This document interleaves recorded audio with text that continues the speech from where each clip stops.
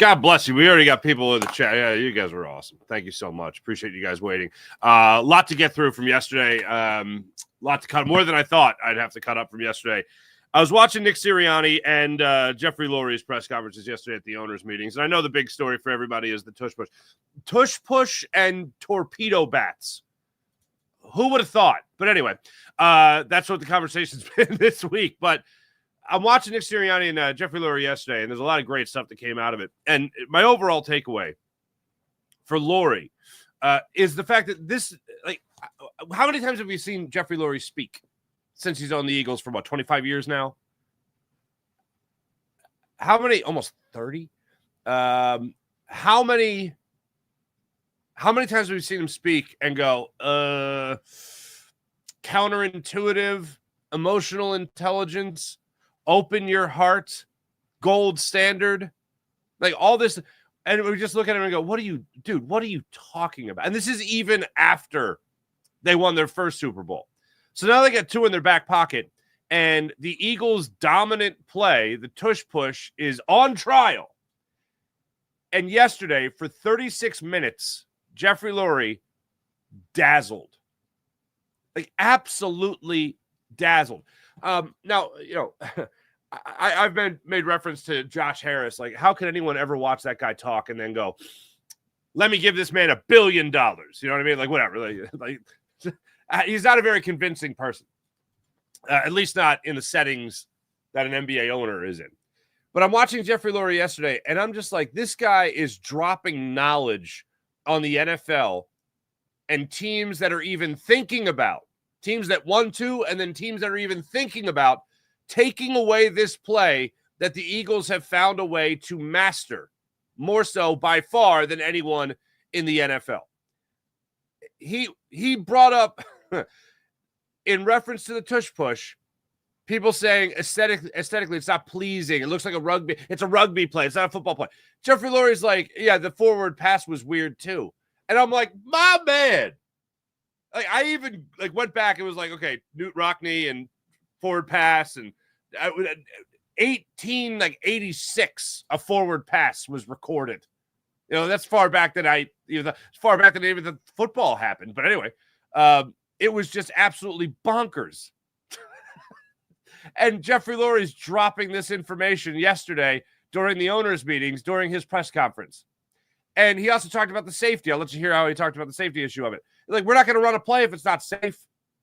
And what play in football is safe? The kneel down? Other than that, nothing. So what are we doing here? Are we playing football or are we not playing football? Do the rules say you can push someone in a pile? Yes, you can. So what are we doing? You're creating the pile. That's all you're doing. People say you get hurt during it. No, you're not. Well, I don't like how it looks. Shut up. Jeffrey Lurie's arguments yesterday, if you want to call them that, more rebuttals to an argument, were things of beauty. And it was one of the first times, if not the first time, I looked at him and went, that's our owner right there. That's the guy that runs the Philadelphia Eagles. I absolutely loved it. He even put in a, I trust Howie when he was talking about the offseason. It was great. I think for any Eagles fan, if you're not a press conference person, which is amazing how much of press conference people we are in Philadelphia. I don't know who to credit or blame for that. Maybe Andy Reid. I don't know. But we pay attention to this stuff. And yesterday, I thought Jeffrey Lurie absolutely dazzled. He talked about the whole philosophy of not signing your young players. You don't have a chance to compete.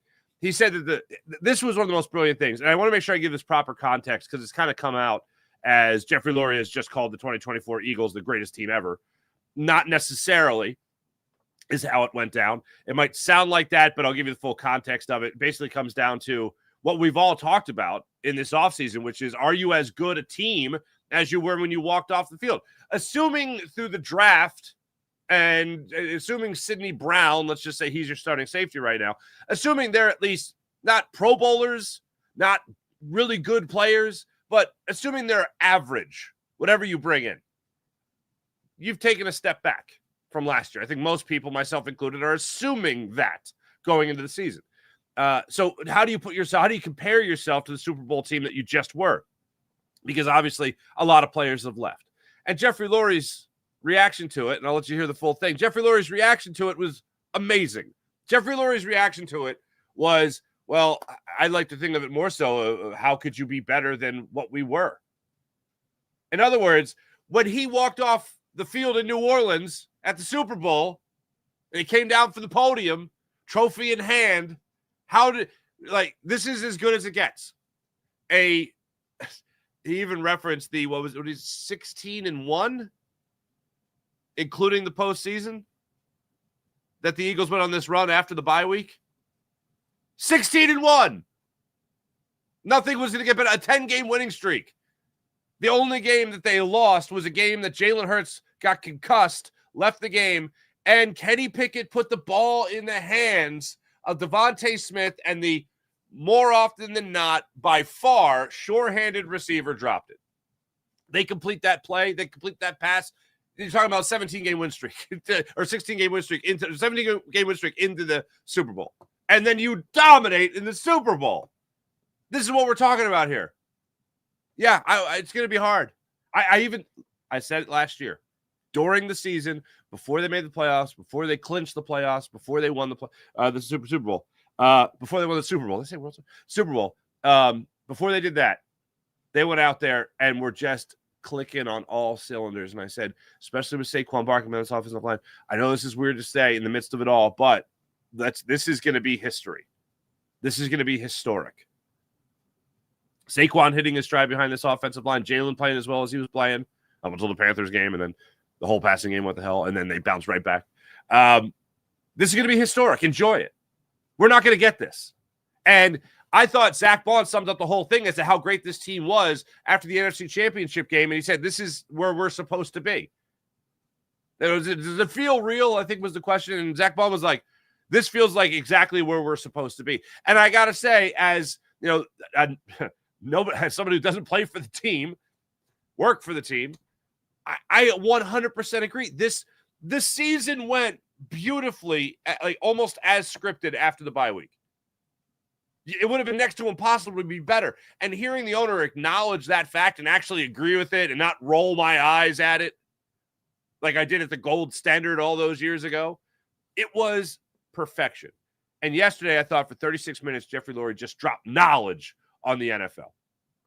The Eagles' overall plans in the offseason, the Eagles' overall strategy, acknowledging what makes or breaks you as an NFL team. Look, he opened up, I don't know how long it was, 90 seconds, maybe 2 minutes. He opened up talking about the people that we never talk about. Just random. If you're an employee of the Philadelphia Eagles, you have to love the first 90 seconds of Jeffrey Lurie's speech yesterday because he talked about everybody. I mean, he didn't mention them by names, but like departments. Like, it's incredible. He's like, you guys only see like the 53 or the 70 men that will compete to be on the roster and all that, but and the coaches, of course. But there are so many people behind the scenes that you don't even know about. Like, I think he was even acknowledging the laundry team. It's amazing. It's absolutely amazing. And he just highlighted everything about what it took to win a Super Bowl. It was beautiful. And I'm like, that's nice that these people are getting their due. You know, they're getting acknowledged for their contribution.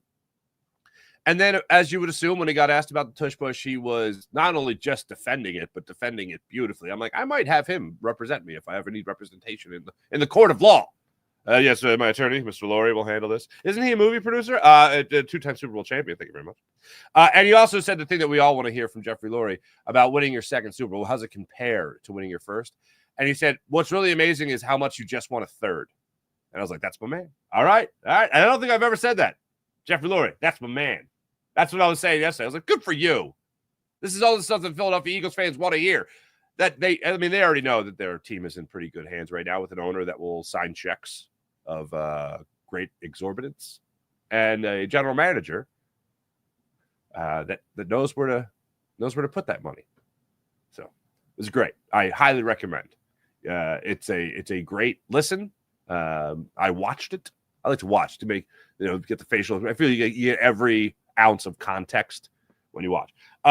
Nick Sirianni addressed media yesterday as well for about a half hour, a little more.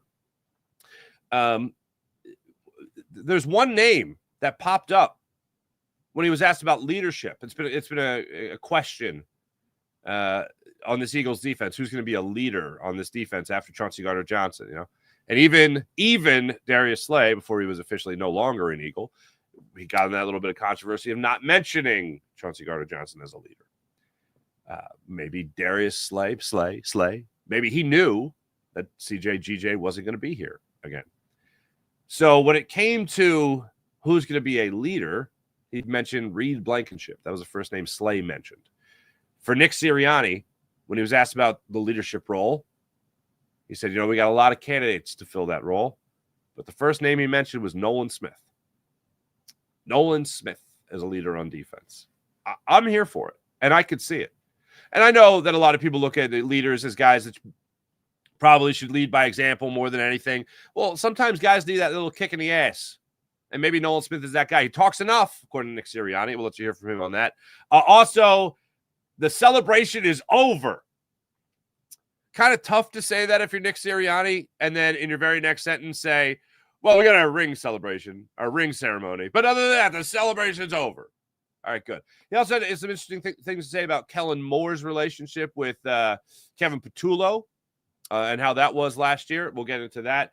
And to crush this for a lot of people, the safety position, there was nobody that jumped out. Again, same thing as the leadership answer. There's a lot of candidates that could be the next starting safety next to Reed Blankenship. He also talked about Cooper DeJean's versatility. Is Cooper staying in the inside? Oh, Cooper, played great in the inside. He was great. It was a lot of, typical coach speak whenever it came to anything that had to do with position groups. I was hoping for, I wasn't betting on, hey, Nick, what do you think about Sidney Brown's next safety? Well, Sidney's our leading candidate right now. It's his job to lose, so to speak, or it's his job to run with it. Wasn't expecting it. Would have liked to hear it. Or even Tristan McCollum. It's his job right now. It's his job to lose, or his job to win and run with it. It's his opportunity. Didn't get that. Tyler Steen at right guard. It's no, they didn't get the previous two hypothetical answers I just gave for Tyler Steen either. Nobody. The only guy that got any sort of ringing endorsement really was Nolan Smith as a leader, just because he was the first name. Back to Cooper DeJean as far as who's going to play on the outside. He talked about Cooper DeJean being great on the inside, but he's versatile. It's that versatile thing. That's funny. Not ruling out anything is what I got out of that. And then when it came to Nick Sirianni, the tush push question and answer is exactly what you've heard. It's exactly what you've read about. Exactly what you've heard him say before. It's exactly what you would expect from the Eagles head coach. I understand it's being talked about yesterday, and maybe that's why there's so many cameras here. That's what Nick said. But it's just a play that they continue to coach and continue to pay a lot of attention to and continue to have success with. So, yesterday, I am what the hell? I was running errands yesterday. I was at Costco, as a matter of fact. And I get the alert on my phone. I think it was from Adam Schefter, saying that the tush push has been tabled. And right when I saw that, the nice lady giving out the samples and everything, Sylvia, shout out Sylvia, right? She always stops me to talk sports, right? Or I say hello to her and we talk sports. She goes, Mark, what does it mean when they're tabling the tush push? And I was like, oh, we'll talk about this later. And she's like, no, what does it mean when they talk about? I was like, no. It means they'll talk. It means they'll talk about this later. And the sweet lady that she is, she's just like, I hope they don't ban it. And I was like, I don't think it's getting banned. And ever since it's been tabled, meaning they're going to talk about it again next month, ever since it's been tabled, I've heard more and more people say they think it's going to get banned. The tush push is going to be banned. And I just keep thinking, on what grounds? On what grounds do you ban the tush push? I've referenced many times the numbers. The Eagles, 82%, they're successful. The rest of the league, 69%. Nice. That's it. What everybody is implying is that the Philadelphia Eagles, are the only team that runs this play and has success. Other teams run this play or a variation of it, very close to, and they still have a good amount of success with it. So what are we talking about here? The three things that you hear is the Eagles are too dominant with it, no one else can run it. And I like that Jeffrey Lurie yesterday even pointed out, oh, well, we got a quarterback that can squat 600 pounds, but okay. So the Eagles run it better than anybody, so it should be banned. Well, that's dumb.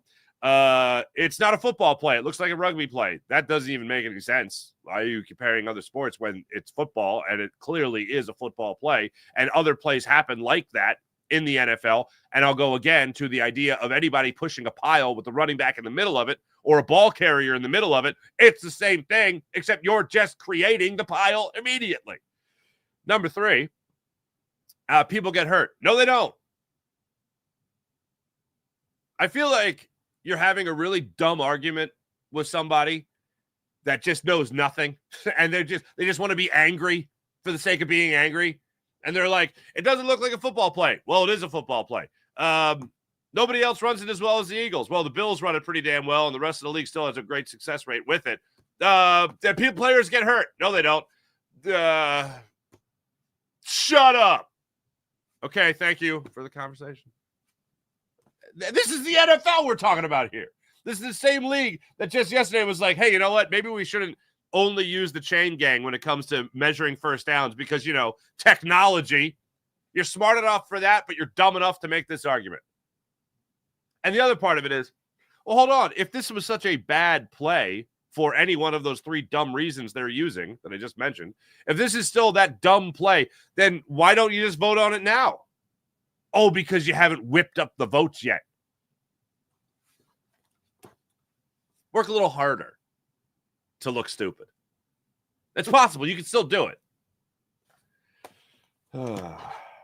What other things would you ban? I've mentioned this before, but I haven't gotten really great responses on it. I want to ask you guys, what else would you ban throughout the history of sports? Like the most dominant things. Like I went all the way back to the 60s. I was just like Sandy Koufax can't throw curveballs. Curveballs are out. No more curveballs. Kareem Abdul-Jabbar's skyhook. No more skyhooks. Too dominant. Like what else? What are we talking about? Just stupid. Let's hear from those guys on it. Phillies are back in action tonight. Can't wait. 6:45. You know what really is helping? I think my man is Wine Niners Wine in the chat today. The first person. What's going on? Were you the first? Oh, you always talking about my passion for baseball. I think one of the reasons that I'm so excited about baseball is because the 76ers suck. They're so. I really don't like bleeding like one team into another. Like I don't like. Oh, look, the Phillies suck, so let's go Eagles. Or the Eagles are gonna have a bad year. Not gonna happen. The Sixers suck, but they go Phils. Or what's the thing is, the team's really bad. Pitchers and catchers report in 14 days, whatever. I don't like doing that. But I don't know how I couldn't do it this year with the Sixers. Watching, I don't know how. I don't think I missed many postcasts. If I did, it was for the Eagles games. But I've probably done at least 70 Sixers games this year, 75. Oh, my goodness. This is terrible basketball. And I'll say this. In a season of ugly losses, last night was hideous. It was hideous. The 76ers shot a season low 19.4% from beyond the arc. Their previous season low was an even 20 against the Raptors in early March, like March 7th or 9th, whatever it was. So 2 months, he can't hit threes. That was fun. That was a good time. That was just ugly. It was absolutely ugly. Now, but look, the name of the game is to lose. Keep the main thing. Keep losing. Keep sliding. They're now a game and a half behind the Pelicans, who play tonight against the Clippers. Let's go Pels. But, man, that was just a terrible game last night. It was just absolutely ugly, atrocious, awful, ugly. And congratulations that you didn't watch it. I'm going to take a guess that you didn't watch it, but it was terrible. But because they're so terrible, I look forward more so to the Phillies than usual for 2 reasons. One, again, the Sixers are terrible. 3. I like baseball. I love baseball. And then for the real number 3, is that this really feels like a make or break season for the Phils. So I will have this mentality throughout the early goings of the year when everyone's saying, oh, it's only 5 games, it's only 3 games, it's only 7 games, whatever. Yeah, maybe for the season, but with this cast of characters, it's like season number 4. That's what really gets me. Like, we've seen the play, and I've used the analogy, it feels like we're in the 4th act of the same play. So judging the play isn't about the first 3 games. It's not about the first 4 games, 5 games, 6 games, 10 games. It's about judging the leading cast of characters that you've had with this baseball team. That's what it feels like. So I'm a little less patient. And with being less patient, I'm going to be a little bit more excited when this team does something well. Like, have a rally in the 7th inning. Hit 3 home runs after the 6th inning. Edmundo Sosa comes off the bench to put you in front, get you your first runs of the game. That's going to be more exciting. I'm here for that. And the Phillies are back at it tonight. Zach Wheeler's back on the hill. Hopefully some more long balls go on at Citizens Bank Park tonight. Probably going to be a little chilly as the night goes on. The weather's going to be so fluctuating over the next week. They got like 75 or 71, 73, and like 52, 51. It's going to be all over the place. You know what I mean? But Phils are back at it tonight. Look forward to that. By the way, this is the Farzy Show presented by MyBookie, mybookie.ag. Make sure you like and subscribe to the Farzy Show on YouTube. Make sure you like and subscribe to Jacob Media on YouTube, and make sure you like and subscribe to Locked On Phillies YouTube channel. My man Connor Thomas has you covered for your Locked On Phillies daily podcast. I have you covered for your Locked On Phillies postcasts after each and every game. So I look forward to that. A little vacation time coming up in the beginning of May. Going to be going back to Tennessee. Did the same thing last year. My nephew's down there, my wife's nephew, while we're being specific. And we're going to have a good time down there and party with the fam. You know what I mean? So I'll be away for a long weekend. Won't do Phil's games over the course of that. And the Sixers won't be in the playoffs, so I get off scot-free. All right, anyway, let's get into what was going on yesterday with being a little bit more specific. Nick Sirianni.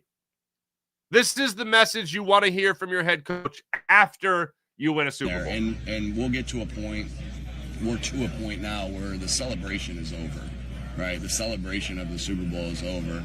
And I know that there'll be people, I know BG and Saquon throughout the first pitch, and then we'll have our ring ceremony and all that.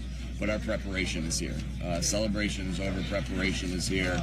And there's nothing like getting back in there and starting to work again. And because if you, with our team and the leaders that we have on this football team, if you're not busting your butt and giving everything you got, you'll be exposed.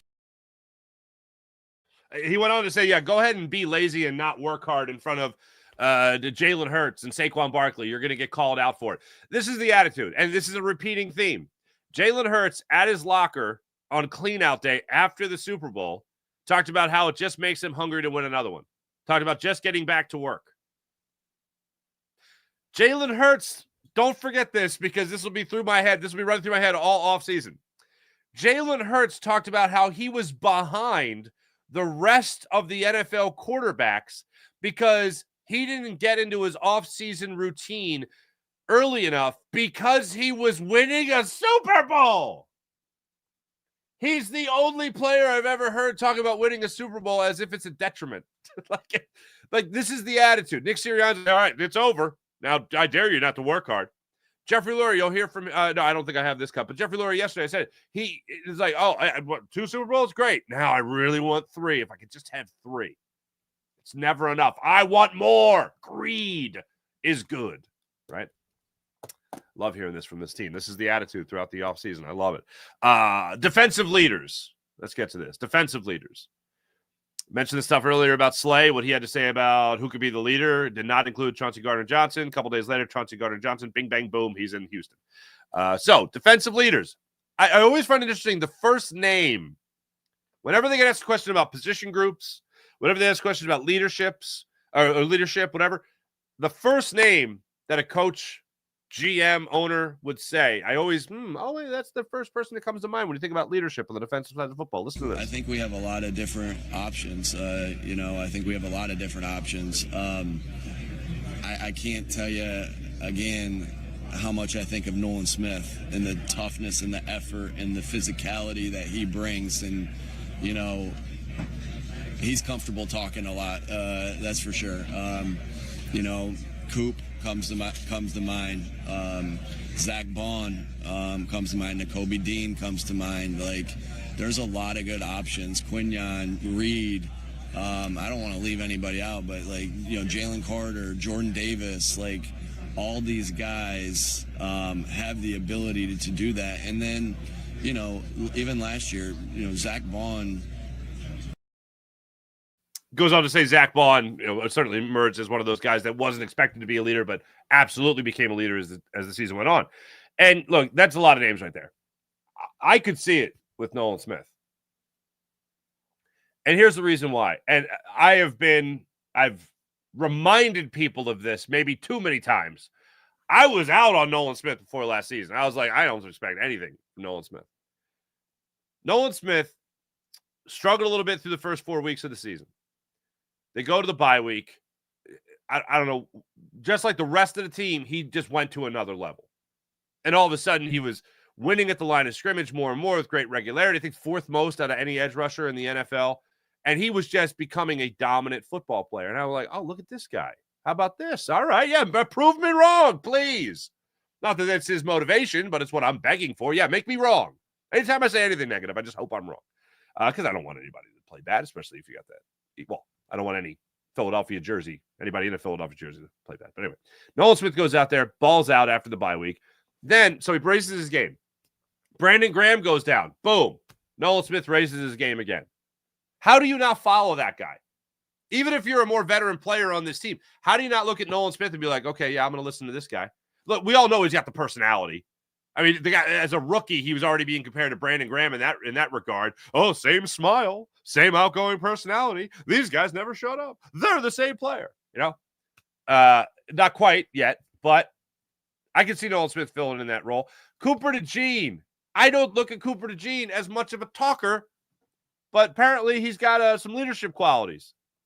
Jalen Carter being talked about as a leader, that wasn't supposed to happen.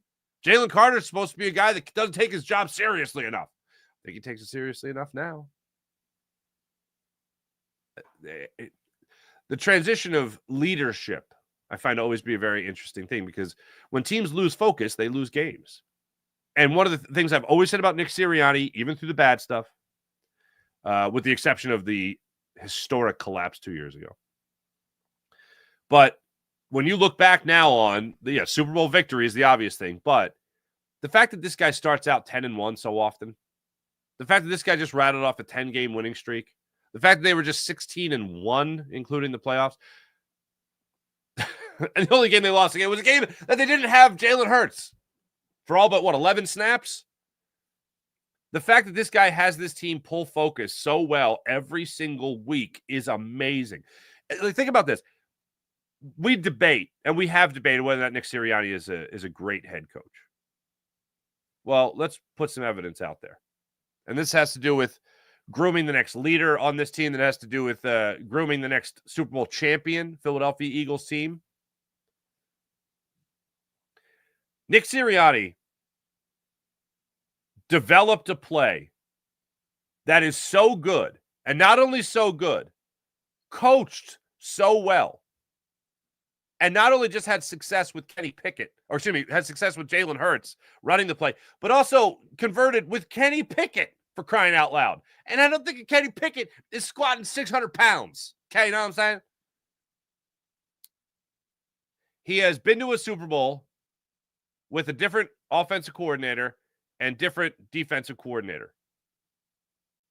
He's been to 2 Super Bowls with 2 different groupings of those positions, or those coaching positions. He's been 10-1 3 different seasons. He's made the playoffs every year. He's been a head coach. He's been to 2 Super Bowls and won 1. Yeah, I'd say he's a great head coach. It's pretty amazing. But one of the things that he does best, maybe even better than just coaching the tush push, he just gets his team ready to play football. And one of the ways he does that is he finds great leaders on this team. Guys that already have seeds that are starting to bud, seeds that are starting to grow, and he finds a way to water them until they grow into these guys that could just run a team with you. Look, there was supposed to be turmoil between him and Jalen Hurts. See any hint of that this year? A lot of us laughed when they were riding around in a golf cart at training camp going into last season. Whatever it takes. Whatever it takes to smooth things over. Maybe the other thing that he does really well is listen. And I think that goes into the leadership group as well.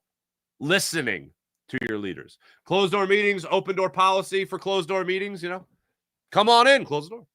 I think that's a great attribute of a great head coach. And Nick Sirianni certainly has that. This was interesting to me as well. Yesterday, when Nick Sirianni was addressing the media, Kevin Patullo and Kellen Moore, apparently they were besties. So Nick Sirianni yesterday was asked about Kellen Moore leaving and Kevin Patullo coming in and taking over those responsibilities, how his responsibilities grow. And this is the direction Nick Sirianni took that answer. Last year, Kellen didn't go anywhere without Kevin, and Kevin didn't go anywhere without Kellen. I was actually a little jealous of the relationship. I got iced out a little bit. And that's how Kevin was for Shane, and that's how Kevin was for Brian, and now it's Kevin's show. And really, when I talk about hunger too, I see it every single day in Kevin Patullo, him coming into my office and hey, we're gonna think about this, and he's so hungry and ready for this job. I'm just been so impressed by how he's handled it so far. Now his story is to be determined and has yet to be written, but. The hunger there, because it's now his turn and his name's on it, and it's his ideas, not just the collection of his ideas, which has been in the past, but his ideas with the collection of other guys and that are behind him. Yeah, everyone's going to be putting their 2 cents into the jar, but now it's Kevin Patullo that is going to be probably dropping in a couple of quarters. Forget about a couple of cents in this regard as the offensive coordinator of the team. One question I haven't heard answer, though. One question I have not heard answered is, or even asked. The Eagles had Kevin Patullo on this staff when they brought Brian Johnson in as their offensive coordinator, or promoted Brian Johnson. He was a quarterback coach. He became the offensive coordinator. I know the easy thing to go there for most people is, Jalen Hurts really wanted Brian Johnson to be the offensive coordinator. All right, but I'd love to hear Nick Sirianni's answer for why now. Why is Kevin Patullo ready now, 2 years after you passed him over? And you gave him the, associate head coach? I don't think it was assistant head coach. I think it was associate head coach title. The question I'd love for Nick Sirianni to be asked is, hey, look, what's changed for Kellen Moore? What's changed for Kevin Patullo? Why is he ready to be an offensive coordinator now when you guys obviously had the option to do it 2 years ago? How has he gotten better? What has he improved at? Why now? That's the question I have. Now, in the same line as that, I still love the idea that Kellen Moore came in here as a 5-year offensive coordinator in the NFL with two different teams. We know mostly with the Cowboys, but came in here and Kevin Patullo was in his back pocket. Hey, that's how you learn. You stay with the people that have done the job, you watch them do it, and then you come away with your own variation of it, knowing already the personnel that you're going to be doing it with. So I loved hearing that because Kellen Moore has been a good offensive coordinator for a long time in the NFL. Won a Super Bowl with the Eagles, now a head coach, of course. But love the idea of Kevin Patullo just kind of learning from him and developing this offense as the season went on. Now it's time for the star of the show. The star of the show yesterday was Jeffrey Lurie. Jeffrey Lurie yesterday was not suffering fools. Not that there was many, but there was just a group of them going against the tush push, trying to push the tush push out of the NFL. Yesterday, Jeffrey Lurie went on at length. Here's about 90 seconds of Jeffrey Lurie defending the tush push and all those dumb people that want to ban it. I'm kidding, not dumb, but the tush push, they probably will be discussing it in May, so we have to be prepared for every result. I think for everybody, including myself especially, health and safety is the most important thing when evaluating any play. We've been very open to whatever data exists on the tush push, and you know, there's just been no data that shows that it isn't a very, very safe play. If it weren't, we wouldn't be pushing the tush push. But I think it's, first of all, it's a precision play. It's very practiced. We devote a lot of resources to the tush push. We think we have an unusual use of personnel because we have a quarterback that can squat over 600 pounds and an offensive line that's filled with all-pro players. And that combination with incredible detailed coaching with Coach Stoutland has created a play we can be very successful at. There's other ways of gaining that half yard, that yard. There's quarterback sneaks, other types. But we've been very, very good at it. It's a play that's available to every other team in the league. And I think it hasn't been used more than 5 times by almost every team in the league. Buffalo is an exception. I love everything that he said yesterday. Literally going back to the forward pass. Literally going back to saying, oh, well, the forward pass was weird, and people thought that was weird, and now it's great. Now it's kind of how we play football. The rugby play argument, I never understood. Like, do people watch rugby? I don't think people that say that watch rugby. I think they've seen a 5-second clip of rugby. Let me tell you something about rugby, okay? I've covered rugby, okay? Collegiate rugby sevens. I know all the rugby people are like, sevens isn't real rugby. Whatever. You're still scrumming. Smaller, faster dudes, not the big burly dudes like Jordan Mailata playing rugby back in the day. But, and he, by the way, he's even said, the rugby player himself has even said, not a rugby play. So, anyway, everything that Jeffrey Lurie got into yesterday was just so on point. You just really got the sense that, like, they talk about this a lot behind the scenes. And they should, because it's a play that they do better than anybody. I would think it was more than, 17% better than anybody else? But apparently it's not. Again, they give the impression the Eagles are the only team that does it. Oh, well, the Bills do it too. Well, not like the Eagles, but they do it similar. They do it like the Bills, but more than the Bills, and they're better than the Bills. Well, no, actually, wait, I'm sorry. The Bills ran it 26 times compared to the Eagles 39 times. The Bills, 88% success rate. Eagles, 82% success rate, where they got a touchdown or a first down. And then all other teams, 69%. So 13%. Eagles run it better by a 13% clip, more so than anybody in the NFL. And that's what we're talking about? And you want to argue safety when there's no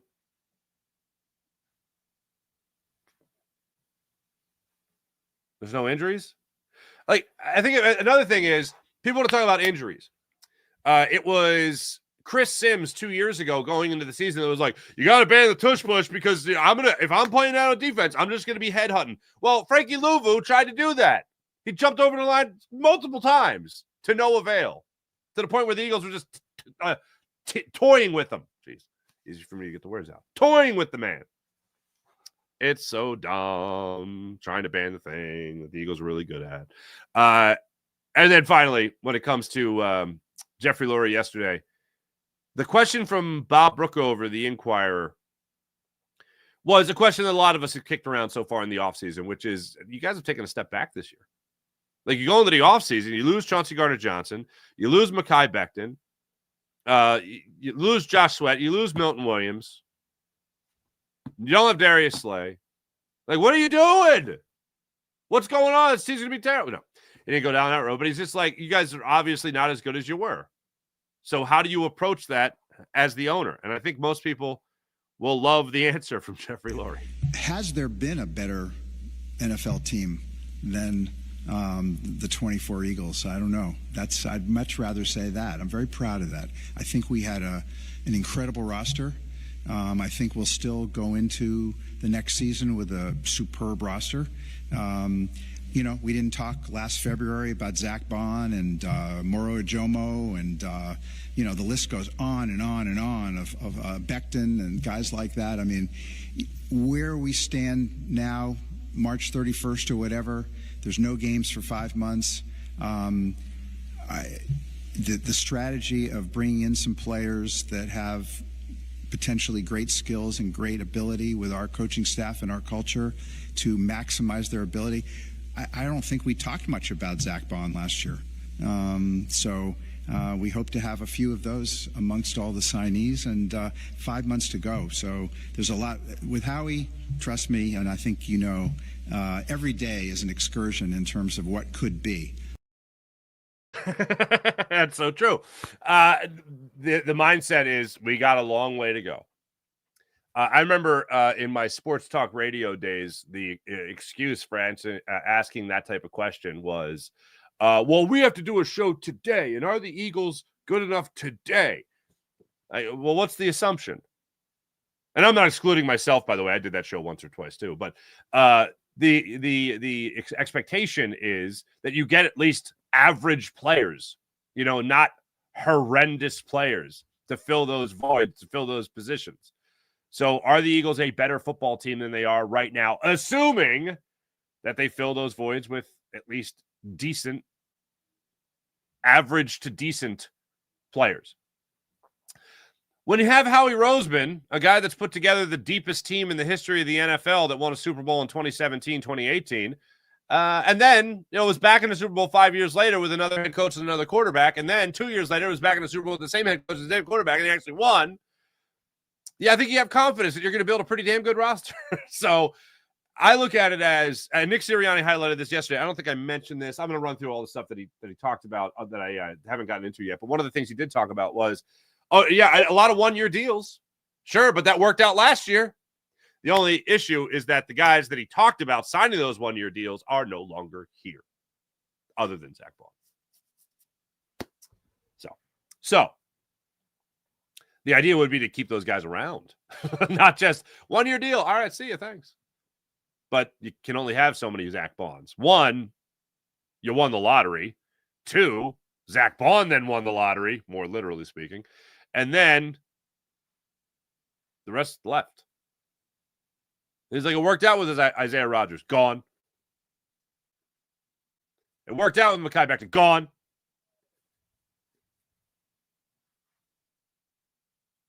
Help. Whoever you bring in next, play to that level.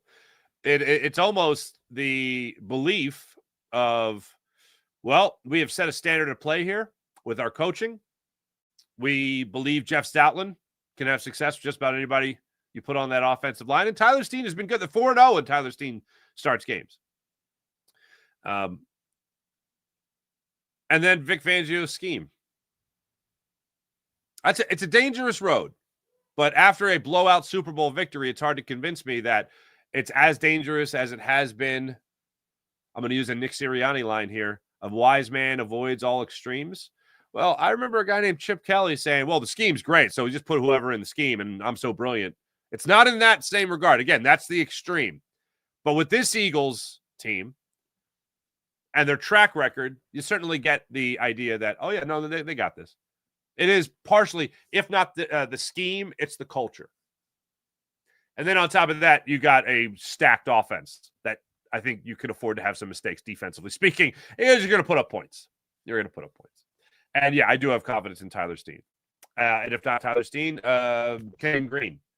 I got confidence in Jeff Stoutland putting together a offensive line that is going to dominate in the upcoming season.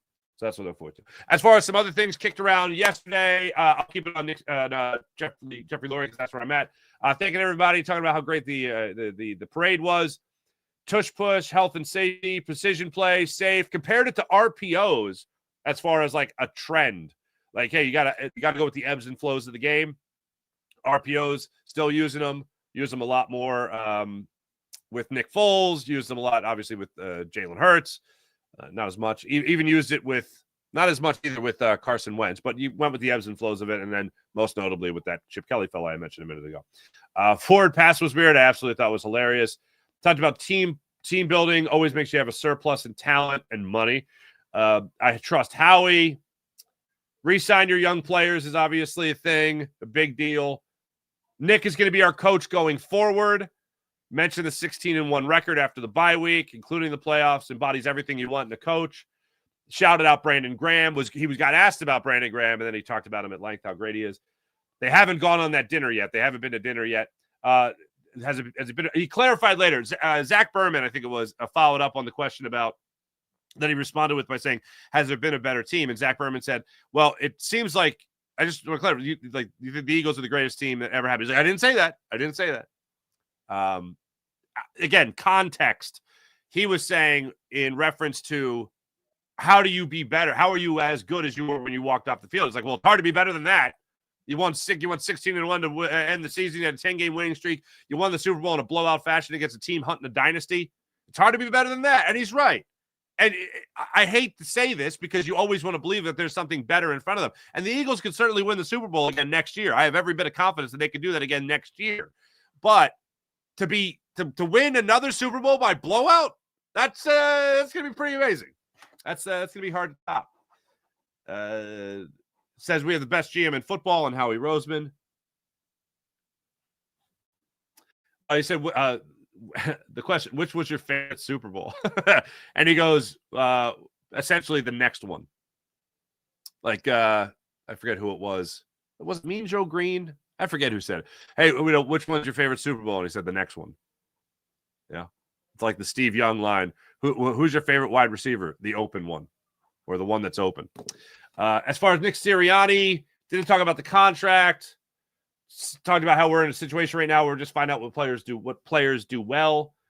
Talked about Scott, the new the new quarterbacks coach, lobbying coaches on the TUSH push. Very interesting in how he talked about the evolution of the TUSH push. If you want to go back and watch that, it's about the 6-minute mark of his press conference. Talked about Bart Starr running a version of the TUSH push.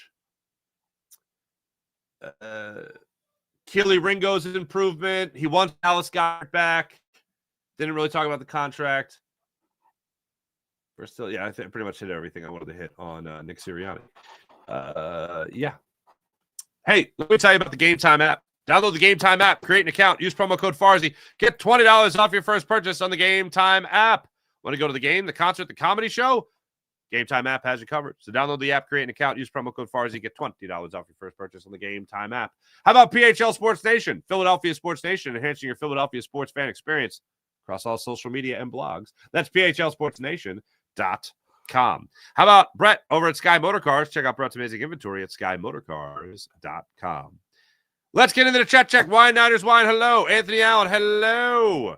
Kevin, what's going on? William, Sean Gillespie, Sean Kilrain, William. Annabelle says it needs more data as far as a brotherly shove. What more data do these clowns want? They just want more time. I'm telling you, if you ever watch that show, House of Cards, right, where they're whipping up votes in the Congress or whatever the hell they were doing, I don't know. That's what they're doing right now. They're whipping up votes. Packers head coach Matt LaFleur on the tush push. I don't think it's a great football play. It's more of a rugby play. They hate us because they ain't us. Sean Kilrain, you're absolutely correct. It's dumb. NFL updating its uniform policy. Oh, yeah, Eagles can wear the Kelly Green. Thank you. Eagles can wear the Kelly Green 4 times per season. Please do. I love it. It's so weird. I don't know why. It's nostalgia. I thought about this recently because there's the rumor of the 76ers bringing back the Allen Iverson cutoff jerseys. I remember when they came out, I didn't like them, and then I loved them. And then I was like, I really want the Sixers to go back to that old school logo. And then they've had the old school logo for like, what now, 15 years, it feels like. I think it was Ed Stefanski was the GM when they brought it back. And I was like, oh, that's great. And now they had the Maxey jersey with the cutoff that they gave him when he signed his rookie extension. And I went, kind of want to see that again.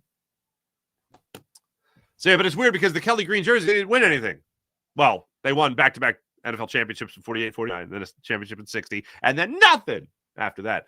They've won 2 Super Bowls in the Midnight Green, and we're still like, yeah, it's great. Get rid of it. I want Kelly Green. I blame the Irish. No, I'm kidding. Anthony Allen, when the NFL owner and head coach are complaining about the tush push, they're letting the world know that their team is soft. Oh, I agree. Stop embarrassing your team. I love it. Talking about other teams. William Stark, my Lotta already commented. It's not a thank you, William Stark. Absolutely. Jordan Mailata is like, yeah, it's not a rugby play, mate. I don't know. Green Bay Lackers, love it. Embarrassing themselves with this nonsense, right? Pin 9617, hello. April, hello. Is it being played during a football game? Then it's football. Then it's a football play. That argument is beyond stupid. I concur. Brian Pumper, what's going on? Goodell didn't like the play. That's why the tush push was cooked. But Goodell went on Kelsey's show, and Bo Allen even asked him. But I don't think we're going to plan on stopping that play. I don't think that's really a focus.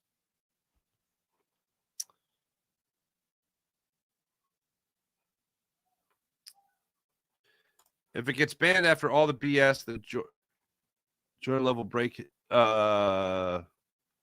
Yeah, I'm not going to. Thank you, Muffin Man. Appreciate you. Ban the three-pointers in the NBA. So, oh, there you go. Ban the three-pointers in the NBA.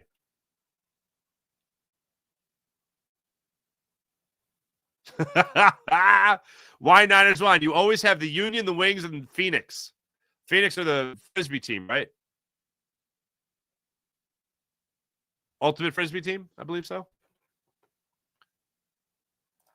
Ratchet Boy TV, the only rugby player Jordan Mailata said it's not a rugby play. Thank you.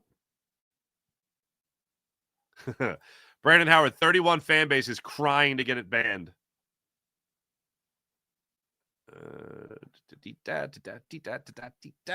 Jeremy, good morning. Tush push. I do think it will get banned, if not this year, next year. No big deal. 2024 was one of the best offensive lines in our lifetime. Rivaling the 90s Dallas Cowboys line. Yeah, and stout we trust. I like that. Thank you, Jeremy. Yeah, I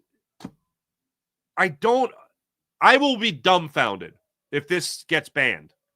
Because every argument they've presented doesn't hold any water. Like, there's nothing there. Like, I went through it earlier, but if you're just joining us, it's like, it's not safe. No one's been hurt. I don't like how it looks. So what? The forward pass was weird. RPOs look kind of weird. So what? I forget my other point on that one. But, the Eagles run it. The Eagles are the only team that convert on it. Eagles were successful 82% of the time. The rest of the NFL, not including the Bills, 69% of the time. Are we really talking about a 13% differential here? That's what we're talking about here? That's what's so terrible? Everyone makes it seem like Eagles 100%, NFL 0. So what are we doing here? Besides sounding stupid. Twiz, what's going on?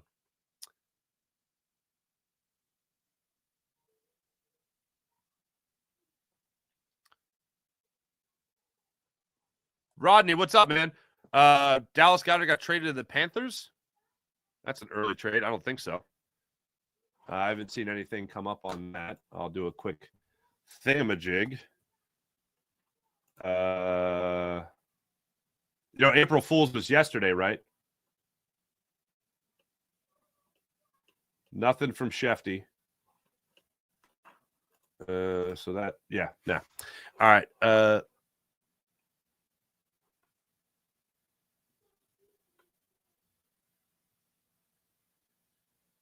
Let's see here. Yeah, Dallas Goedert not traded. Let me get that off the screen there. By the way, April Fools, can we stop doing April Fools jokes like forever on the internet? Like, enough stupid stuff gets put up that's posted that is somewhat unbelievable, but it's true. And I feel like the only April Fool's jokes that should be permitted. We can't even do this anymore. That's right. You put chalk in the erasers at school. Yeah, I know. I'm a badass. I'm a loner, Dottie. I'm a rebel. Buddy Christ, good morning. Thank you. So yeah, I don't like the jokes on the internet. The one that I do like is when it says see more and you hit see more and it's just like, oh, isn't this coming up? That's funny. But like putting stuff out there that's not believable. Like what was yesterday for the owners' meetings? They talked about how the overtime rules are changing. Both teams will get a possession. That I was like, okay, this shouldn't be on April Fools. The other one was the first downs are going to be measured electronically and not with the chain gang. The chain gang's still going to be there as a backup. And I'm like, I can't believe any of this. Like, I literally have to click on all these stories and read them, make sure the person's name is right, make sure the site is right. I'm like, okay, this is legit. By the way, those are two things that are happening in the new rules. Elaine, what's going on? Is the NFL afraid? If the NFL was afraid of every illegal play, then you should play flag football. Thank you. Thank you.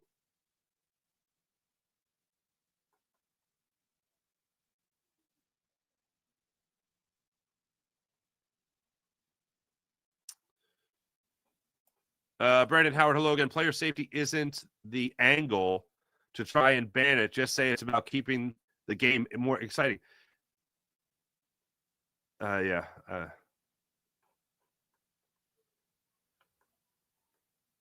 But again, if 69% of the time the rest of the NFL runs it and has success, and the Eagles run it 82% or run it with success at 82% of the time, then like that to me it's not 100. It's not an extra point. You know what I mean? It's not an extra point. That's almost guaranteed, so they had to move it back. Sean Gilran, how dare you blame the Irish? Right? There's a lot of Irish people. I feel like I'm the only mutt in Pennsylvania that is I don't need to go on the whole thing, but I'm not at all Irish. As a matter of fact, my wife found out like 2 years ago. So we were already married. She found out that she was a little bit Irish. She had like a great grandmother that was like from Ireland. And I'm just like, I didn't know this is what I didn't sign up for this. We'd already been married 4 years. I'm like, I didn't sign up for this. I didn't know I was marrying an Irish. No, I'm kidding. I'm kidding. I love the Irish. I always say, eat with the Italians, drink with the Irish. Those are my rules in life. But the D and good rules to follow. April. There you go. No more April Fool's jokes. Appreciate you. Thanks, everybody in the chat. You guys are great, as per usual. Let's get to the morning rush. Brought to you by Sky Motorcars, SkyMotorcars.com. Phillies back at tonight, 6:45 start time. Zach Wheeler on the hill for your Philadelphia Phillies. Thanks for watching. Thanks for listening. It's the Farsi Show presented by MyBookie, MyBookie.ag. I will catch you guys tonight on Locked On Sports Phillies YouTube channel, breaking down the Phillies, hopefully win over the Colorado Rockies tonight. You know what I'm saying? Well, that's pretty dope. Thank you, Nick. I know it is. Catch you guys tomorrow. Stay tuned for Birds 365.